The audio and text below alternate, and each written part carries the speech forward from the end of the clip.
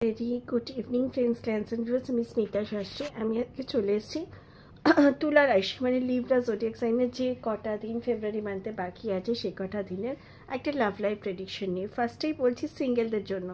Single Libra পিপলসের কাছে কিন্তু এখন প্রপোজাল আসবে, এক নয় একের অধিক প্রপোজাল আসবে, ঠিক আছে? কিন্তু কোনো প্রপোজালেরই কনসিস্টেন্সি তোমার কাছে এতটা বেশি মনে হবে না যেটাকে তুমি অ্যাকসেপ্ট করো। এবং তোমার মাথায় যদি কিছু থাকে, ধরো তুমি একটা সাপোজ কোনো মানুষকে নিয়ে ভাবছো বা ভালোর দিকে ভাবছো বা তার জন্য তোমার ফিলিং বা ইমোশন ক্রিয়েট হয়েছে, কিন্তু পর মুহূর্তেই দেখবে যে তোমার ভাবনা সেই ইমোশনের প্যারামিটার্সে সে আসছে না। এতে কোনো শর্ত কোয়ালিফাই করছে না বলে নয়, তার যা কনসিস্টেন্সি থাকা দরকার তোমার সাথে সম্পর্কে থাকার জন্য সেই ডেডিকেশন কনসিস্টেন্সি নেই বলে সিঙ্গেলরা এখনও পর্যন্ত সম্পর্কের জন্য ডিসিশন নিতে পারছে না। আর যারা প্রপোজাল পাচ্ছ তারাও খুব কনফিউজ হয়ে থাকছো যে কোন জিনিসটাকে তোমাদের অ্যাকসেপ্ট করা উচিত।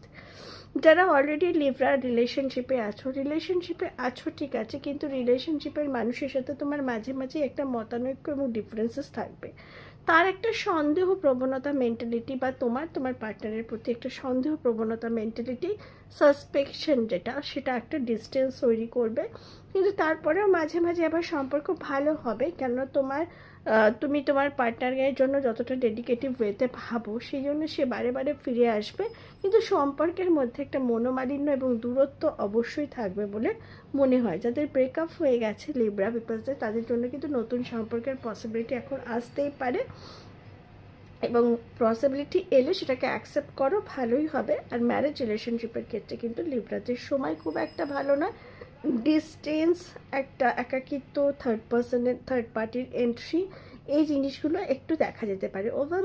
ওভারঅল লাভ লাইফ প্রেডিকশন হচ্ছে লিব্রার মিক্স অ্যান্ড ম্যাচ। তো thank you so much for watching. আমি আসছি নেক্সট ভিডিও নিয়ে। Till then by.